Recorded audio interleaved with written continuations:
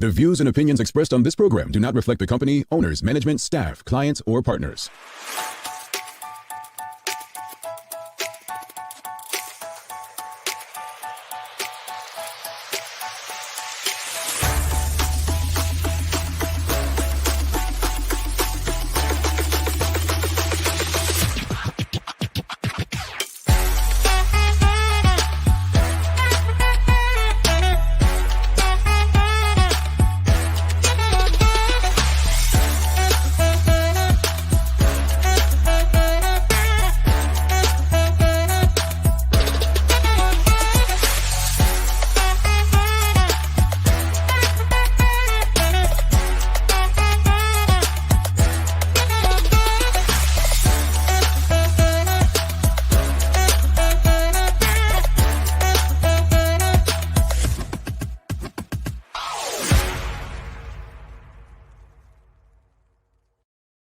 It's Tuesday, the 10th day of August, 2021. Welcome to the Daily Hour, brought to you by Medical House One Communications and Lindo's. I'm Jamel Hartman, along with Michaela Ian, and of course, Leanna Lambert will be with us in a bit to bring us the latest in her news break. Michaela, it is the second day of the work week. How you feeling, sis? Coffee strong. Listen, that's all I keep saying. The coffee is strong, honey. Coffee doing its job. Hey, look, we've got 3 more days after today to go, but always happy to be here, and the coffee does make a difference. So anyone out there got some good coffee that they want to sponsor Michaela's Good Morning, let us know. Listen, send me the coffee, the good kind. The good kind. Let us know. Send me the coffee. Yes. Good morning to everyone, and thanks for making us part of your daily routine. Another good one today as we welcome Damon DeGraff back for another conversation. I love talking to Damon, Bermudian entertainer, A&R. Just some things he mentioned when he was on last time. We've seen people like Rusty G, now got a song with Fire Wayne, Kaylin Castle, who will be on the show very soon doing her thing globally. So always nice having a conversation with Damon. The Daily Play is a remember when, so Michaela is guessing the year, and boy, this should be good. That's like my worst one, I swear. Yeah, everyone has a weakness. Can't be, we can be great, but not perfect, right? Let's look at it that way. Listen, we don't want to be perfect. We just want to kick ass every day. That's all. Absolutely. Look, let's get right to the conversation, give people more time. Today's conversation, folks, is, I'll just put the question up, is would ride sharing improve the Bermudian experience? There's been a lot of talk about ride sharing over the years, especially when it relates to tourists. Over the years, there's been complaints about taxis and the cab industry and how ride sharing would improve. There are some people who feel like in Bermuda, people just want ride sharing just because it happens in the US. Some people feel like it's not as safe. There's so many different opinions on it. Should I actually explain what ride sharing is before we even talk about it? Please, go ahead. Yeah. We have to assume that people don't know. Yes, correct, Michaela. Okay, so ride sharing is pretty much, if you've never heard of Uber or Lyft, it's what those companies are defined as, right? So for instance, it would be private. I guess the example would be it's an arrangement of which privately owned vehicles. People use the privately owned vehicles to offer rides for a fee, and it's usually connected to a company. I guess that would be the best example I can give. It's usually done through an app or a website. So it's something that's made it easier for people rather than catching a traditional cab. I think that's the best meaning you're going to get from me, folks. Yeah. I mean, I think you did a good job. It's a little clunky, but I think. Yeah. I'm not the best at this stuff, but look, this is why I'm not an educator, folks. Look, I speak to people that should already know. Michaela's the one that breaks stuff down for you. We talk about serious stuff. She talks to us, and these are the four that. This is why she's the road dog on the show. Like she's just the head honcho. I'm just here to follow suit. But what are your thoughts on it, Kales? Like about ride sharing? Do you think it would improve the Bermudian experience based on your own personal experiences? Honestly, I think that if there were an app, I mean, I don't take taxis regularly. It's a very rare thing. I will take a taxi if I'm going to, a function where I'm dressed up and I want to have a good time and I don't want to worry about driving. I will take a taxi, or like a group thing, right? I would love in Bermuda to be able to have an app and I need transportation to get me from St. George's to Hamilton or whatever.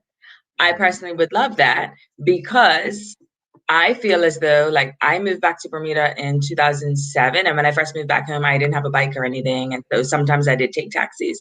I feel like the taxi experience from that long ago hasn't improved, because anytime I do need to call a taxi, it's like a whole big thing, right? It's like, is the taxi actually going to come? Are they going to complain about having to come to St. George's? And so sometimes what I would do is if I need a taxi and I was at the airport, for instance, I would just get a taxi from the airport to do whatever I need to do because at least I know they're there. But it's just like, why are we always behind? Why? Like, why? If you go to any city, I mean, a lot of us travel, right? I used to travel quite frequently pre-COVID. And when I tell you, Uber everywhere, because the app is on my phone. I don't have to worry about cash. My credit card's connected. My receipts are emailed to me. So when I have to file my expenses, all I have to do is print out a receipt. Why would I worry about trying to get a taxi when I can have something super convenient, like an app to pull up and I can select the kind of ride I want? So I feel like, yes, it would improve the Bermudian experience. I mean, I'm not going to sit here and speak about all taxi drivers because there are quite a number of taxi drivers who are lovely, who are efficient, who are true ambassadors for Bermuda. And I think that there is a small bunch of them who are very difficult, who don't actually like what they do. And it's reflected in the kind of service that you get. Yeah. There's always going to be, not all apples are the same.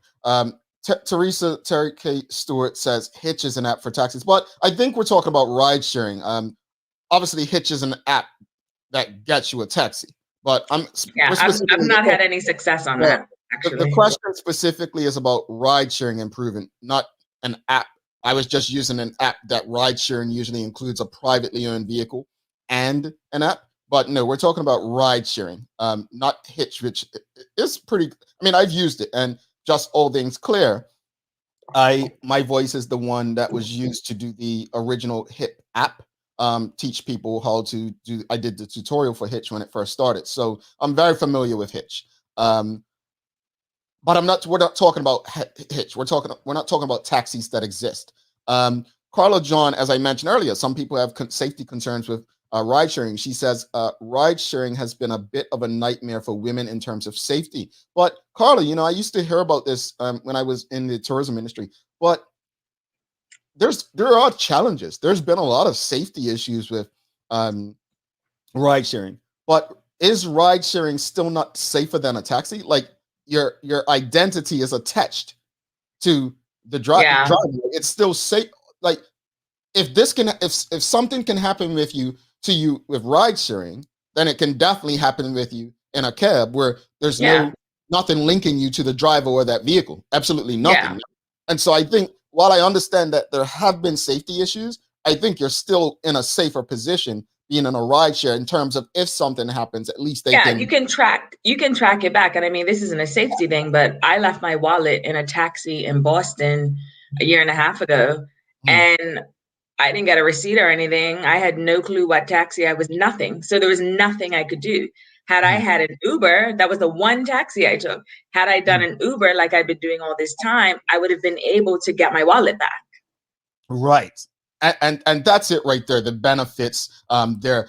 Sherry Vanderpool says that's what Hitch is supposed to do. But I think, okay, and I want to go to this comment before I respond to Sherry as well. Michelle White says, I like the idea of Uber-like services, but let's get our taxi industry running right first. Don't recreate the wheel. I should be able to get an app to get a taxi to go anywhere at any time. But I think the whole idea is you don't wait to fix something. You create something. And I think that's the mindset that we need to get in. Like, that's not how business works. That's not how Silicon Valley works. That's not how the world works. You don't wait to fix something. You create the next big thing. So exactly. I'll use New York. And I shared this with Michaela before we came on air. I lived in New York for a bit of time. A yellow cab in New York was the most New York experience at one point, probably still is, but it was also one of the worst experiences for people like myself. The cars were dirty. The drivers drove like they didn't care. Most of them didn't engage. Some of them didn't know where they were going, even with GPS, right? Yeah. Uber bought a standard. Whether that standard still exists or not, that remains to be seen. But they bought a standard.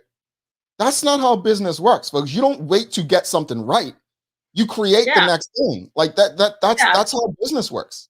No, I agree with you. And I mean, here's another example. It has nothing to do with transportation, but in Bermuda for a long time, you would go to Esso gas stations and you would be met with very greasy food, nothing healthy, right? So the same principle applies. Should we have waited until the gas station food got better? Or do you let a company like Buzz? I mean, I know people have issues with Buzz, but I love Buzz. I can go to the gas station and get a green smoothie. Like, that's amazing to me. I can go to the gas station and get a great coffee. So should the gas stations have waited until that restaurant was better? Or do we have a company like Buzz who comes in and goes, we can do much better. Let me give you something considerably better for you. You want the grease? You can get the grease. But guess what? If you want a green smoothie, you can have that too. Indeed. Well, and again, they improved their servants, not just exactly. They've improved it. So again, I think we just need to consider, like, this is the world we're talking about. Like, when we ask about improving the Bermudian experience, we have to sometimes look outside of our own environment and see, what are they doing better? They didn't wait till the yellow cabs improved. You know, yellow cab drivers, and unfortunately, the sad part is what those things called decals.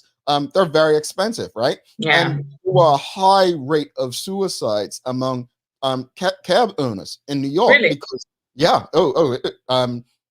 were a lot, because Uber pretty much was putting the yellow cabs out of business, and they were losing money, not being able to afford it. So it's a very sad situation. But the point is, you had cab drivers, you know, it reminds me of people with the unions, right? They were marching, and I'm saying, well, instead of marching because something new's come along, just improve your service, improve your product. Most people don't think that, though. That's the thing. Most people don't think about it because it's like, oh, I was here first. As if first means anything. First means nothing. If you can't bring excellence, I don't care if you were first. I don't care. Like, you need to be able to show up and deliver excellence. And when we talk about Michelle White's comment about the taxis, let's work on getting them better. How long are we waiting? How long are we going to sit here and wait for the taxis to get better? I mean, Liana told us yesterday about the taxi president storming out of a meeting, resigning. Like, how much longer are we waiting? And I'm not trying to be morbid. Are we waiting for all these older taxi men to pass and new life come in? I mean, that could take 30 years. You know what I mean? Like, no, we can't sit around and wait for some magic pill, because it's been going on forever. Like we talked about Dr. Brown, 2005, 2006, talking about GPS. I remember being a reporter, going to these taxi associated meetings and wanting to bang my head against a wall because it's just ridiculous. And here we are in 2021 still talking about it. Well, we have a lot of comments, but I want to touch on something you just said. You said Dr. Brown, and obviously, again, I did say that I did have lunch with the Honorable Ewart Brown on Friday in Martha's Vineyard, and I did ask him about that again, right? I asked him, I said, how do you feel about so many things like cabs, right? The GPS now being the big thing and acceptable, when he was pushing it, right, over 15 years ago, and was being crucified for pushing it. And also the casinos. Now, some people may feel, oh, this was about Dr. Brown getting a kickback. Well, I don't know, right? But I take Michaela's point, because these are the things that, you know, we have to ask ourselves. If we want to remain the same, then you need to be comfortable with being there on your own. But if you want to evolve and become better and improve, like every day we do this show, the idea is to have a better show than the day before. If we're not doing that, then we might as well pack up and just stop, right? The idea is to make sure the conversations are better. We cannot look at this as if taxis are the solution. Everywhere in the world, and I'm not saying we need a copy everywhere in the world, we should actually be ahead of everywhere else in the world. Absolutely. And notice the key point in the question this morning. Would ride sharing improve the Bermudian experience? Not tourist, but Bermudian experience. It starts with us. Let's go through all of these comments, Michaela. Nachika Trot and Tyler Clark. Uber using bikes in Kenya and can pay cash. That's interesting. If government allows Uber, they'll have to purchase the taxi permits from taxi owners. But why would they need a permit? Exactly. Red tape? Red tape? Let's just change the legislation. Let's do it. Let's be innovative. Our brother Talent knows about red tape. Short Smith says, I'm in between minds, even though I use Uber here, but the impact that it has on the taxi industry. The taxis pay far more in operational costs compared to minibuses and ridesharing. But that's legislation that needs to they need to address that with the legislators. At the end of the day, and look, my best friend's a cab driver. I've got family, this is what they do for a living. In no way are Michaela or myself saying eliminate the taxi industry altogether. What we're asking simply is, would ride sharing improve the Bermudian experience, and how would it work? At the end of the day, for years, we can go back to the Rebecca Middleton murder in 1996 when it came up about taxis and so on. We go right forward 10 years where Dr. Brown was trying to introduce GPS. We do have Hitch and ride like apps, right? But it still goes back to the cab drivers. Could the cab drivers be a part of the ride sharing? Kathy Brumby and Carla John Kills. I waited an hour for a taxi at the grocery store this weekend. Not nice. Yeah, that's always been my experience when waiting. Taxi drivers are bonded, though. Do you mean like the association and all of that? Is that what it means? Yeah, Sherry Vanderpool, our sister, says Uber does background checks on drivers. Yeah, crazy people exist. And I don't think it to be light, but people, look, you can't prevent people from being who they're going to be. Even with the greatest background check, some people might still, do what they do. Sean Smith says it would be affordable way for those who cannot afford taxi rates. Sam Cat Place and Mark Arthur Phillips Kills. The maxi taxi model is very useful in Barbados. There are minibuses, taxis. They literally come down the road, you hail them down, safe and convenient from what I experienced on my trip. Mark Arthur Phillips says, I agree. It would ride sharing improve the experience in Bermuda. If any ride sharing service comes to the island, the taxi license will become a thing of the past. And that's the thing. The taxi drivers are trying to hold on to something and not evolving. Yeah. Talent TJ Clark says, or if Uber existed in Bermuda, they will have to pay the 100K Uber permit. I would hope that it would be adjusted. And, I think, look, if the government's all about, entrepreneurship and things of that nature, look, give the government one, let them own the app, own it, right? And let people buy into it. You know what I'm saying? There's ways to do this. Charles H. Jeffers, 2 Kills. I believe ride sharing is safer as you are able to track the driver, the route they take, and pay via credit card, something many taxis are not willing to do. And this is a key point. When I order an Uber, I get a flat fee. I know what I'm paying up front. I don't ever have to pull out cash. Taxis? Our sister Nachika Trut says Uber would provide additional revenue for people. And that's what I'm saying, create more entrepreneurs out of it. I think it's an opportunity. And I want to say this. This is, if nothing else you take from Michaela and I this morning, take this right here. Not every opportunity to win means someone else has to lose. Yes. Thank you. People don't get that. We always think that for Michaela to win, Jamal must lose. No. For if we had Uber, that doesn't mean that cab drivers lose.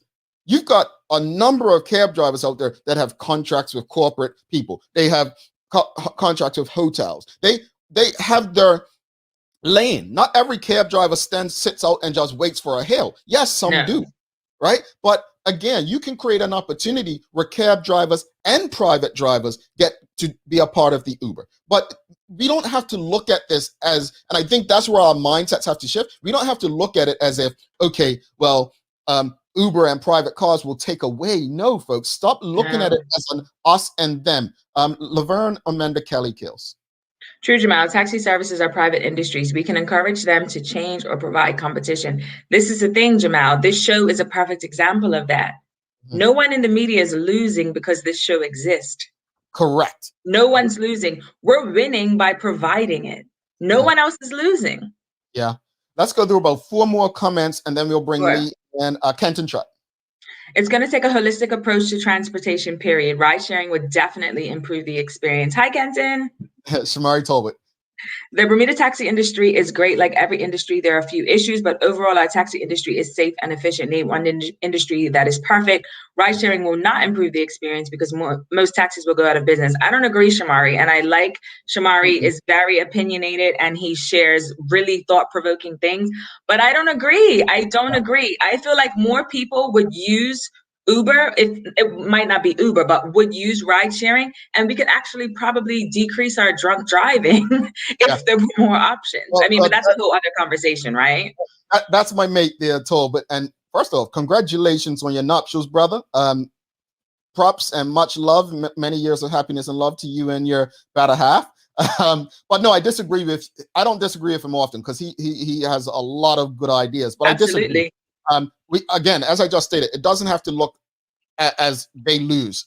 All taxis have to do is improve their service. I don't think they have to lose if we have ride sharing. I think it's a great opportunity to win. It's just a matter of how we do it. Folks, there's so many comments. We're not going to get through them all. We'll do 3 more kills. Let's go through Sherilyn Russell. Sure, that's like saying we should have stayed with 2 TV stations, 1963, and you should not be broadcasting your show. I love it. Thank you. Monica Dunstan and then Sonia Clark. Competition is definitely needed in many areas, including the taxis. If the taxi drivers are serious, they will pull up their stocks to improve their service or they will fade out. Yes, Monica, agree. And Sonia Clark says, even the process to get a license drag out and preferential. Yes, it should be my choice. Ride sharing, private will make compatible entrepreneurship 101. Rick Olson says, ride share has been and is too political and bring that the premier is owner of the useless app Hitch Transportation is doomed, especially for visitors and late night diners and drinkers. Well, I don't know that and I can't speak to that, but definitely an opinion from someone who owns a spot where they may have a lot of people who use it. Folks, it's been a great conversation. Continue sharing your opinions. We'll do our best to respond throughout the day. We have Leanna. Let's bring Lee into the conversation. We also have an awesome conversation with Damon DeGraff coming up that I think is just as important as the one we had. Lee, it's been a hot one this morning, Lee. Ride sharing. I know you've got an opinion. Come on now. Come on. I do, of course. I mean, I can't believe in it's 2021. I went to school over 10 years ago and being able to get around was standard. So I don't understand why we're still having this conversation. I mean, I went to school in the UK, I worked in the UK, and this was never an issue, ever. No. And the fact that we're still figuring it out 10, 12 years later, that's scary. But hey, we're advanced, and I just think exactly. Are we? That's sarcasm, right? But no, I want to say this much. I love these conversations. It definitely brings so many things to light and different opinions and perspectives. But what I would say is, collectively, we have to change the way we look at change. We have to change the way we look at change. And we can't want better, but want to save what exists in the same breath. We can hold on to what exists. That's fine. But we have to understand that if we do that and we remain with what exists, the chances of us experiencing better are going to be less. Yeah. Preach. Lee, I'm sure you have some important things to get during your news break. We're going to go to the news break with Leanna. Stay tuned. Do not go anywhere. You know how this show goes. Discussion with Damon DeGraff. After that, we'll have the daily play. And if you guess it right, and I'm thinking you all are going to get this one before Michaela. As she stated, per day she doesn't get it right. So, yeah, let's go to the news break. Give her time.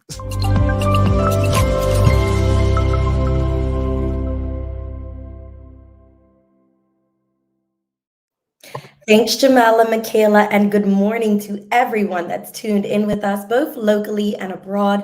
I hope everyone is having a great start to their morning. I'm Leanna Lambert, and it's time for our daily hour news break. So here's what's going on in today's top stories.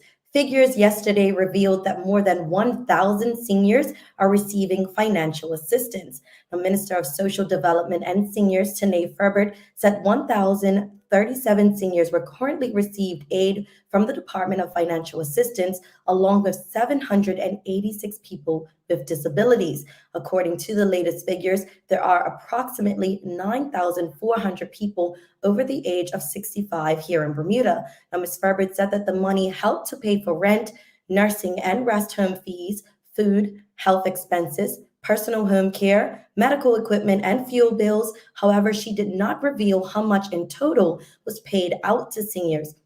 But she did say that government had allocated more than $1.3 million this financial year in grants to organizations such as Age Concern, as well as a number of seniors' homes.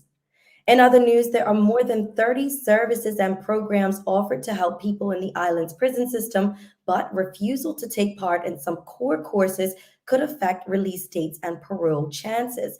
Now, the Department of Corrections runs Westgate, the Prison Farm, the Co-Educational Facility in St. George's, and the Right Living Housing, which is a residential substance abuse treatment scheme. Now, according to a government spokesperson, these programs include rehabilitative, life skills support services, educational, and vocational programs that are offered at the facilities to assist inmates. These programs are tailored to address the needs of the individual, and the programs are identified through case management and other assessments. However, Ms. Ferbert noted that some group sessions had been affected by COVID-19 restrictions. Now, all inmates sentenced to 12 months or more receive a series of assessments.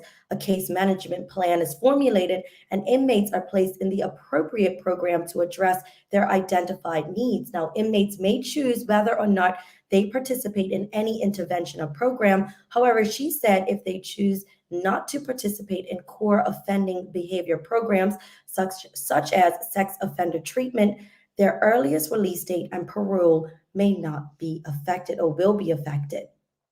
And the island has been blessed this year to not yet experience a hurricane nor tropical storm, knock on wood, but meteorologists were last night monitoring what was expected to become the sixth named storm of the year, although the system is not considered a threat to Bermuda. The U.S.-based National Oceanic and Atmospheric Administration said that Tropical Cyclone 6 was expected to reach tropical storm strength by this afternoon as it passes through the Lesser Antilles. But the system, which would be named Tropical Storm Fred, is forecast to pass through the Caribbean over the course of the week, bringing heavy rain and tropical storm conditions to the region. The Bermuda Weather Service said this morning that the storm's closest point of approach is in the next 3 days, which was more than 842 miles southwest of Bermuda.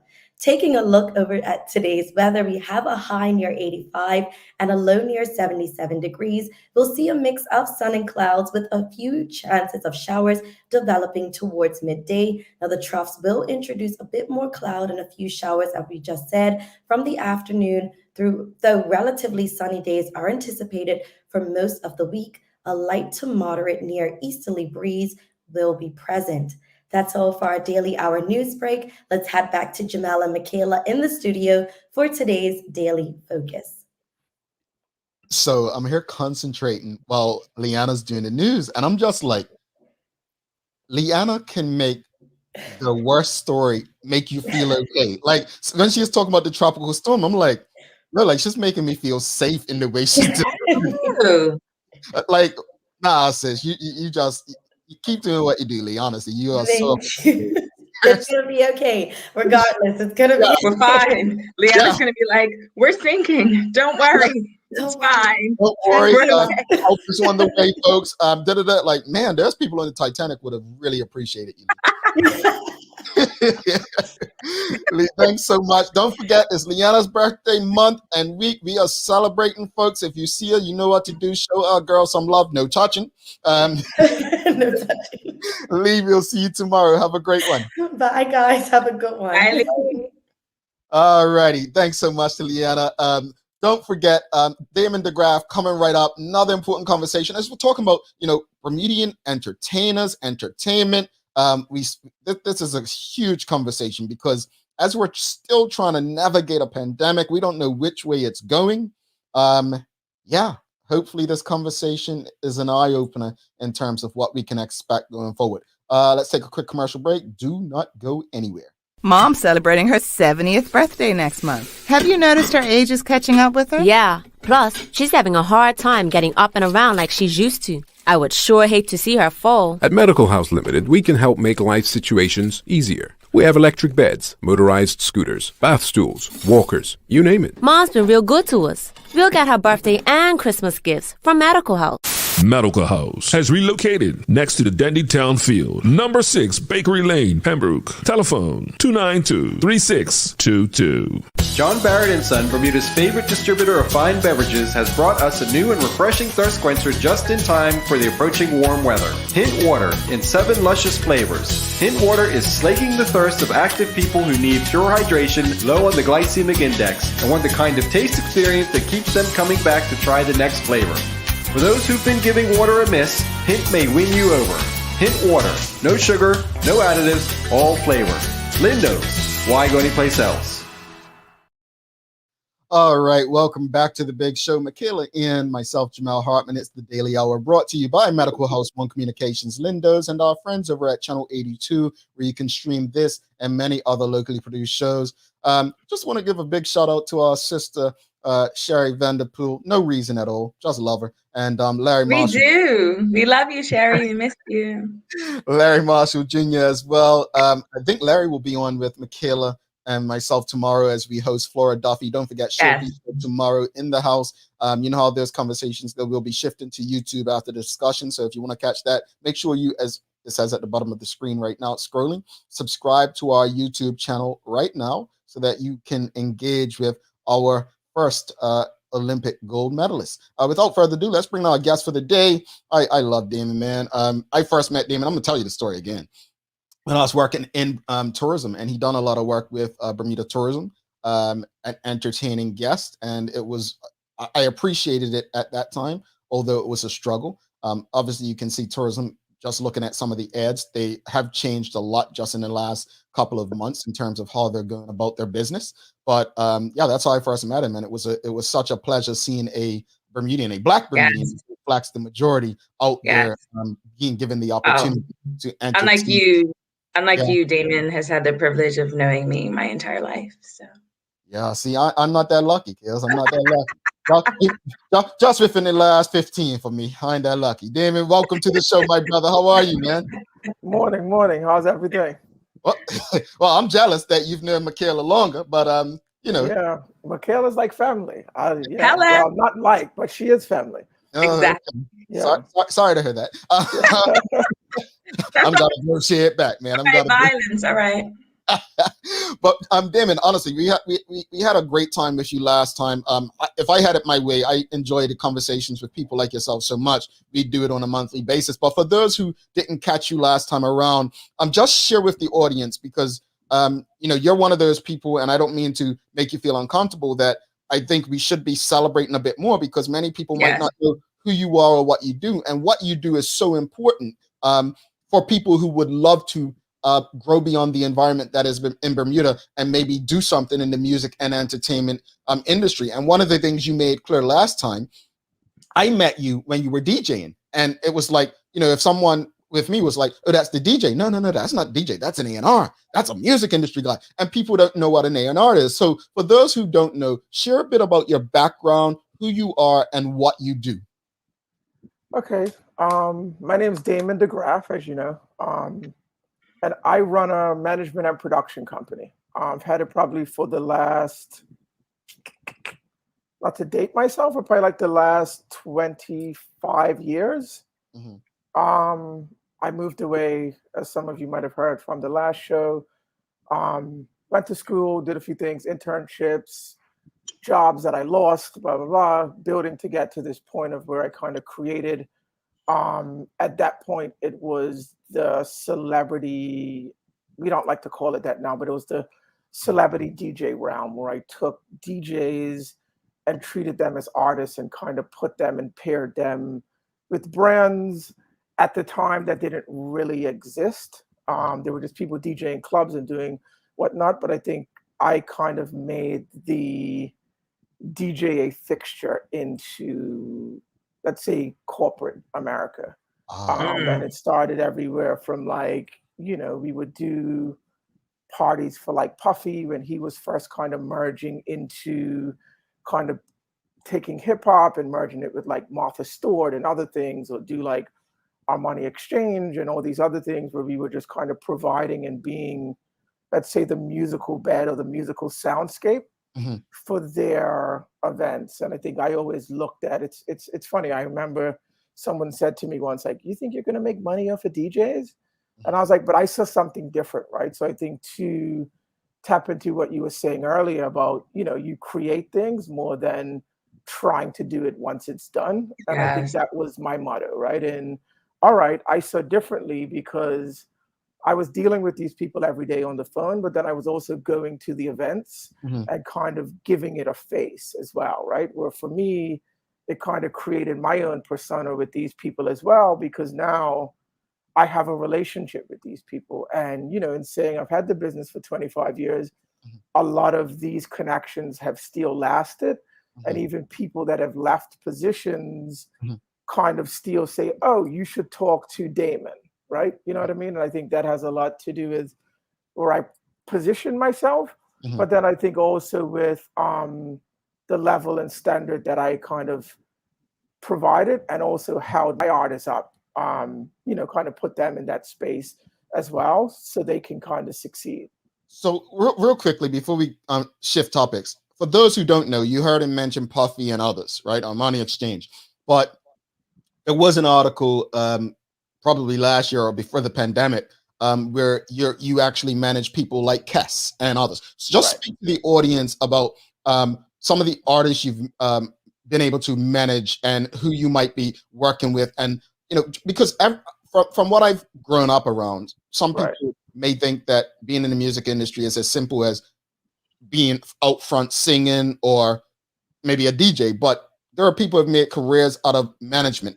People have made careers out of being the person you don't hear about, the backup singer or so on. Just speak to them about what you've been able, who you've been able to work with and what you've been able to accomplish with them. Well, it's funny because those are the ones that probably make the most money if the artist doesn't really. So you might want to really think about the other sides of the business. But yeah, I started my career, I don't know if you guys might know, but with an artist by the name of Mark Ronson. He was a DJ now. He's a Grammy Award-winning producer. He's produced everybody from Amy Winehouse to Bruno Mars to you name it. Very talented guy. Started with him. That was my first client. I think we were at a point where there were like no one else really DJing. Like we were maybe doing 3 or 4 jobs a night. And I think through that, I saw the opportunity to bring on other things or styles of DJs within that way to build my business as well. That went from his sister, Samantha, who's also a very big DJ and kind of international persona, DJ Cassidy, Beverly Bond, who does Black Girls Rock on BET now, who's kind of doing a lot within the kind of philanthropy and a whole lot of other stuff. Cass, like we said now recently, we do Paulie D from the Jersey Shore, we do Rev Run from Run DMC, we do Jermaine Dupri, we do a few other DJs like DJ Kiss, DJ MOS, who are very much in the space, the Misshapes, who are very much in a kind of event, in like the fashion realm. They're actually doing a lot with like Madonna at like the moment. So the list goes on and on. So yeah, that's it kind of in a nutshell. No, I love it. So talk to us about how the entertainment industry has changed as a result of the pandemic. I honestly think we're still kind of navigating it some, right? I mean, touring is just starting to come back somewhat, but I think with all of these variants and whatnot going on, you kind of don't really know, right? I think in New York now they've passed a law where, for dining or doing things inside, you have to show signs that you've been vaccinated. I mean, other cities probably do different, right? I was at a show this weekend in LA and they did it. So I think it really just depends, because I think we still don't really know. I mean, things are happening. I mean, you look at festivals are still going on, like Lollapalooza. Just the other day, it was like 100,000 people But I think you have to show that you were vaccinated there as well. So it seems like that's probably where we're moving into. But to be honest, and I mean, I'm not the expert in it, but I still think we're still kind of playing with it some, to be honest. Yeah. No, I get it. So how does it work in terms of you're managing your various clients? How do you navigate that aspect of it in a pandemic? Because we know like events happen and then events get canceled because of spike cases. Like, what does that look like behind the scenes to manage that? Well, it's a bit, it's a bit, I mean, going into it, I think for everybody in the beginning, it was very shocking, right? I think no one knew really what to do. And I think for some, it was a bit of a vacation in a sense, right?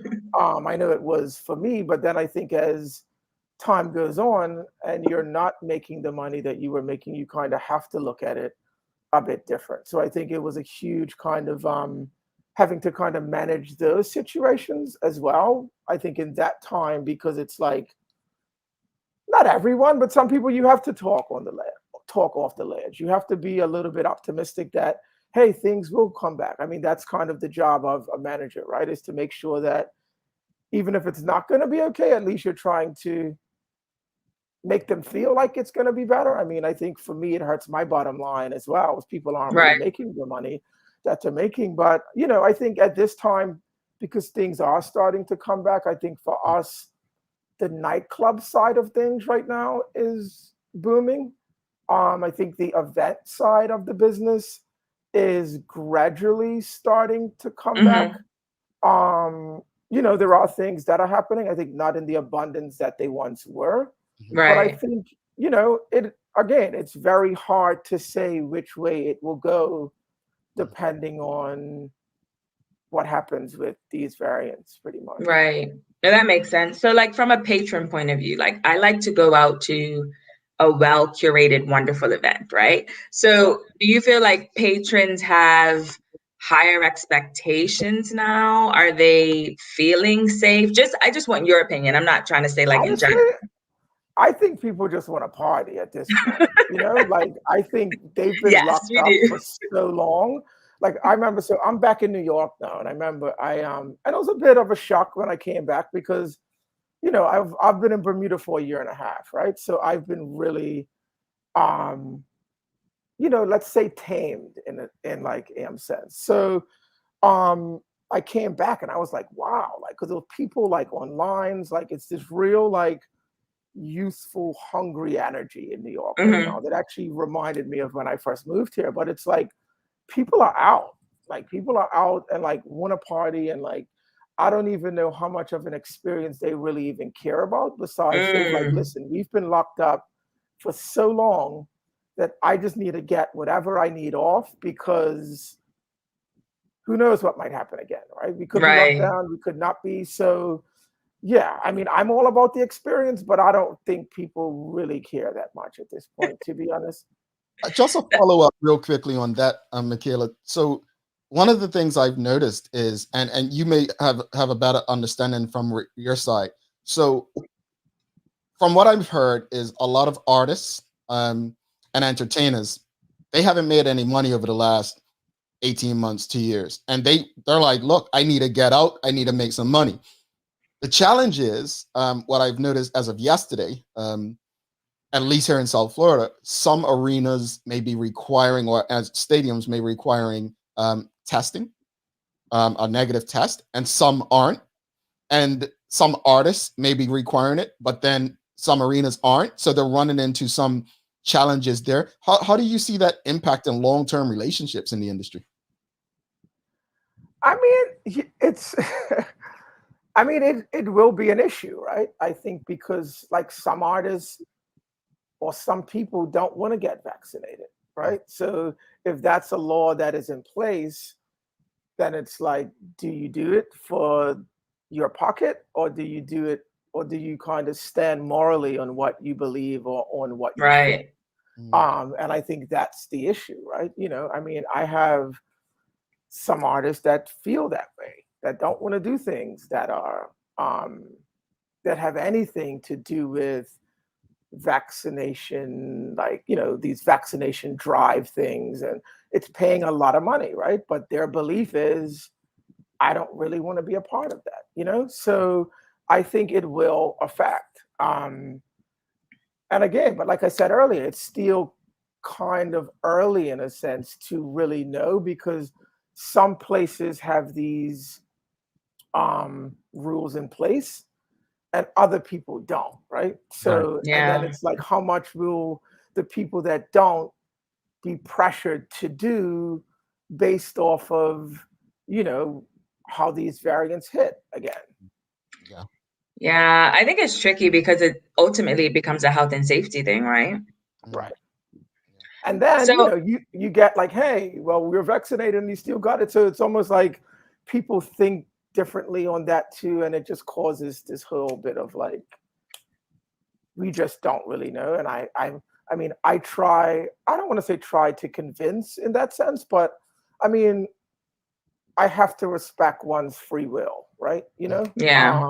I mean, if it's like, hey, I have $1 million for you, then I try to talk you into that differently, right? You know what I mean? But if it's like, all right, I missed one show, but I've got 10 others, it's kind of like not that big of a loss, I guess. But if that means it's affecting your whole tour or, your livelihood, then I'm sure people will think about it differently as well. Yeah, I know we talked about that a little bit last week about vaccine, like your pocket versus your whole moral compass and all of that. But I want to know this because I see that there are many large scale events. We talked about Lollapalooza, which looked like, Lord help me. And then like we see Usher doing his residency in Vegas. And like, I know many people have gone to that. And I see Kess is doing a big show in New York coming up over Labor Day. Private Ryan's got a big event coming on.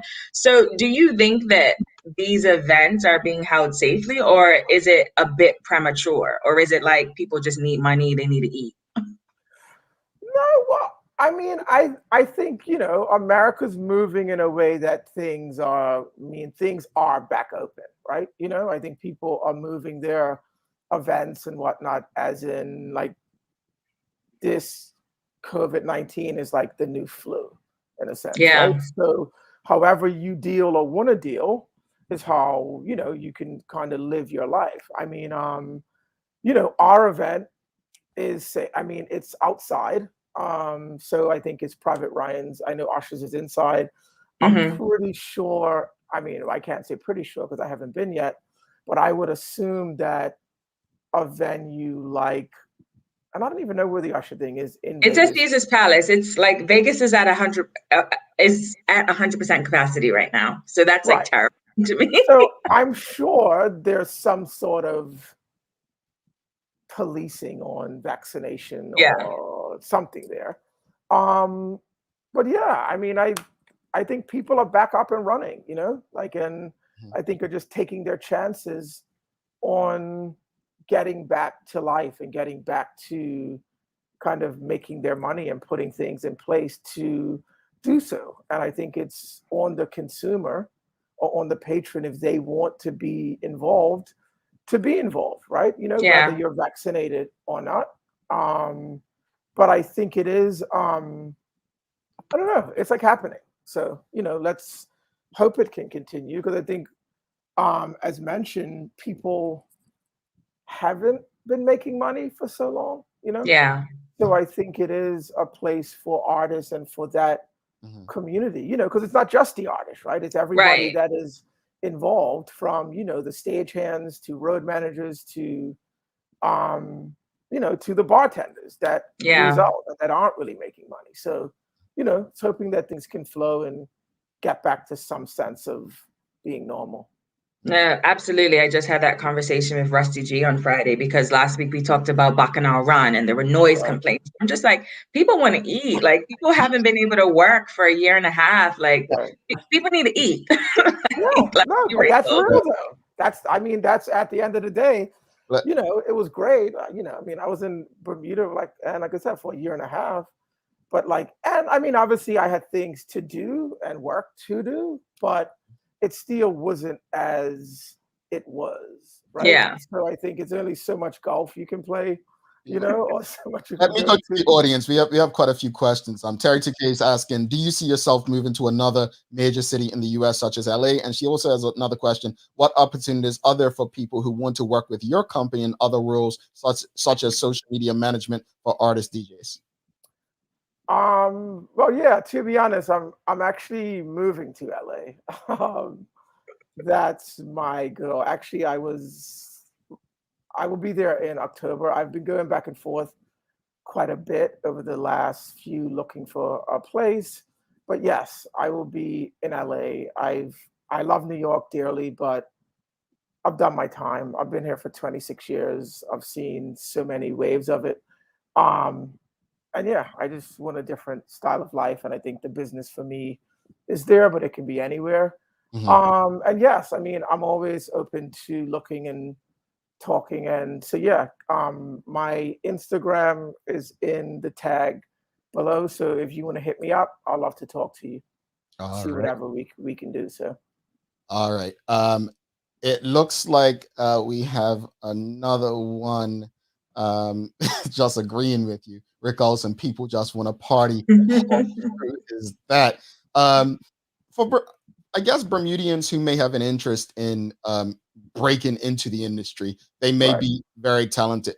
What would you say to them as far as a path, especially during COVID? I mean, social media obviously has been a big aid for, I think, just creatives in general, you know? But I think one thing that I always say is really look and study your craft, right? Because I think a lot of times people just look at the end result and don't really look at the process and what it takes to get to that place. And I think, you know, we've spoken about this before, where it's like, it's so much sacrifice to be a success, right? Because it is so competitive in the market where it's happening, right? I think in Bermuda, where there isn't really an industry, to just think it's going to happen, it's kind of not in that sense, right? Or because your mama said that you can sing doesn't mean that it's that, right? You know what I mean? So I think it's really studying the craft, studying the business, and seeing how you fit within that, to put your talent in that, and then you just really work on it, you know? I mean, I say if you have it and you really, really believe, there's nothing that should stop you from trying to get it, but it's not just going to happen because you have the talent. But if you look at it, there's a lot of people who aren't talented that, well, I can't say that because there's a talent to get to a certain place, but there's a lot of people that might not be the best singer, that might not be the best rapper, that might not be the best manager, but the drive and the hustle and, you know, let's say even how they look at the industry and how you fit is a huge part of that, you know? I'm trying to think of who it was. It might have been former Manchester United manager, Sir Alex Ferguson. Someone said it, but basically talent will only take you so far. 100%. Yeah. I mean, I like forget what the exact quote is, but I think Will Smith has something like that too, where it's like just like the amount of hours and, you know, kind of practice and disappointment and this and that really goes into, I mean, I could tell you numerous stories of times doors have been slammed in my face, and it's kind of like, do you take it personal and give up? Or do you say, this is what I really want, so because I really want that, nothing's going to stop me from really getting that. I need to find my way. And I think that's the difference between really wanting it because you know that that's for you, or really saying that you want it because you liked how Rihanna looked in her last video, or because you went to a concert and you're like, I could do that. You know what I mean? Like it's a huge difference. I even want to jump on the back end of that to the point where I think people have to understand the difference between likes and followers on social media and actual results, the difference between it. Because when I hear you speak, I hear you talking about work. It sounds like work. And 100%. I think, and I think we live in an age where people think the grading process is what happens on social media. And 100%. That's not it. 100%.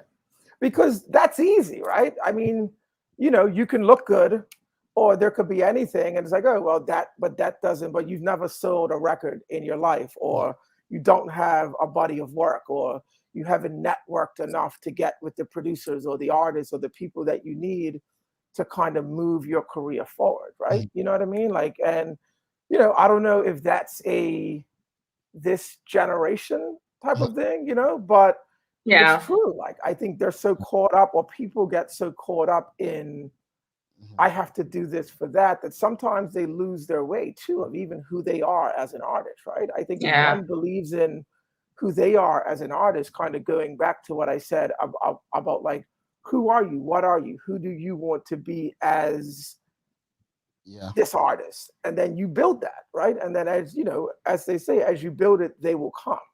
We have to run. We never have enough time for. No, we don't. We need to do another one. No, this is coming back. I mean, we're not going to ask him. We're just going to give him a date. Yeah, right? Just send me the email and we'll figure it out.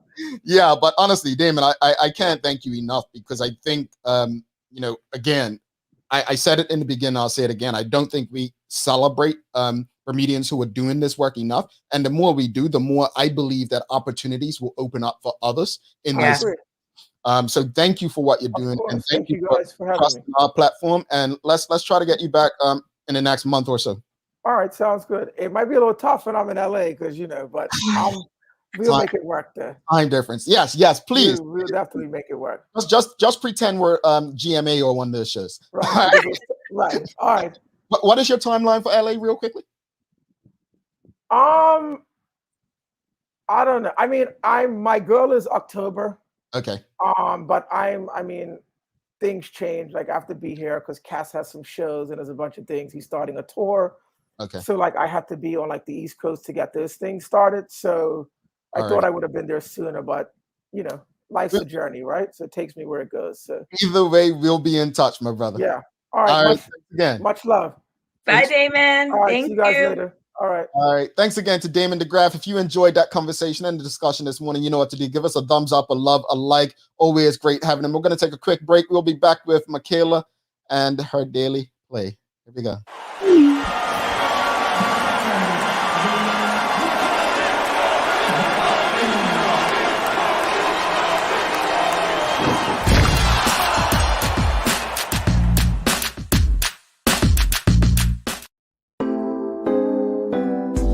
Same smooth sounds, different name. BCG Radio, home of Bermuda's most engaging morning talk shows, The Daily Hour and Good Day Bermuda. Download the app, available for Android and Apple devices. BCG Radio, your station for conversations and entertainment.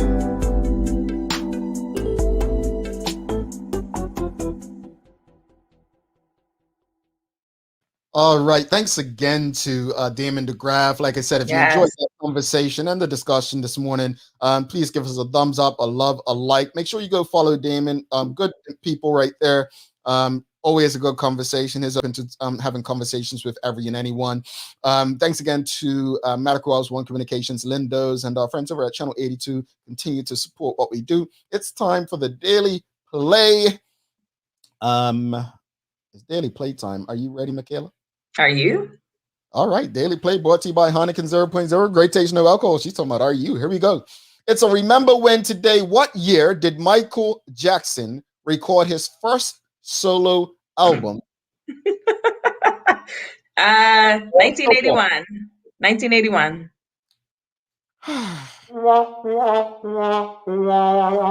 79. Wow.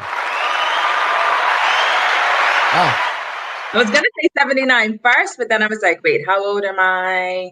Yeah. Wow. She got it, folks. She got it.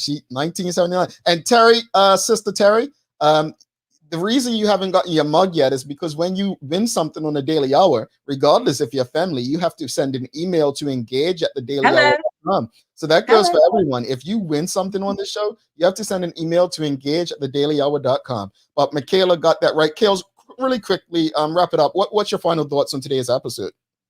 I just feel like more people need to get in this mindset of you doing your own thing doesn't mean you're taking from someone else. Like you can win, your friend can win, everybody can win. We don't have to be in this mentality of competition and if I win, you lose. That's not what it is, and it doesn't have to be that way. And the sooner that we all realize that, the better off we will be. Point blank, period, done. Indeed. I'll say this much. We can't always look at what else is going on, what's going on in the world and other places, and think that it's going to be a solution for us. But we can look at what they're doing and see how we can do something and make it better that actually aligns with what we do locally or in Bermuda. So I think that the question again was, would having ride sharing improve the Bermuda experience? Everyone's going to have different perspectives. Everyone's going to have different answers based on what they require in Bermuda at different times. I've had extremely bad experiences with Uber. My most recent one, the last one I was in, for instance, I pretty much deleted the app from my phone. So as far as ride sharing, I'm going to use Lyft from now on. Is the experience going to be better? I don't know yet. I don't particularly ride in cabs because I'm not in a place where I hail a cab. So it's usually, ordering an Uber even at the airport. That's what I'm comfortable with now. Right. Is it better? It's a better experience than what I used to experience in New York. On that note, daily inspiration, Michaela. I got it. All right. This is from the lovely Maya Angelou. Try to be a rainbow in someone else's cloud. I like that one. All right. The great Maya Angelou. Where was I going? Maya Angelou. Folks, thanks again to our partners, Medical House, One Communications, and Lindos for ensuring that we're able to do this with you on a daily basis. As always, we appreciate you, we love you, and we thank you for making us part of your daily routine. If all goes well, we'll be back to do this again with you tomorrow. Flora Duffy, make sure if you haven't already, you either download the BCG Radio app or subscribe to our YouTube channel, The Daily Hour. My friends, she's Michaela Ian. I'm Jamal Hartman. Make it a great day. Peace.